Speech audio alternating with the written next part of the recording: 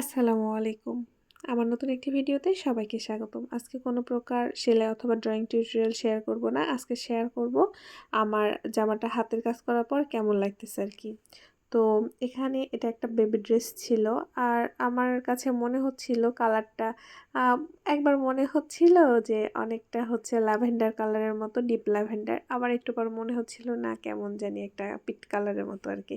তো যাই হোক আমি এটার আসলে কালার জানি না সঠিক। আর সাদা কালারের লেস দিয়ে দেখতে পাচ্ছেন হাতায় ঝুলে এবং বডিতে দেওয়া আছে। তো অনেকটা ভালোই লাগছে ডিজাইনটা জামার। আমি অবশ্য দর্জির কাজটা আমি করি নাই, অন্য মানুষ করেছে। আমি শুধু মানে সুই সুতার কাজটা করেছি। আর এই ডিজাইনটা কিন্তু আমার কাস্টমাইজ করা নয়। কাস্টমার ডায়ান্স ক্রাফট ওই আপুর পেজ থেকে ছবিটা কালেক্ট করে আমাকে বলেছিল যে একটু এরকম আর কি কাজ নিবে। তো আমার সাথে কখনো ওই আপুর কাজের কম্পেয়ার করা যাবে না, কারণ ওই আপুর কাজ অমায়িক সুন্দর। আমি একটু চেষ্টা করেছি আর কি।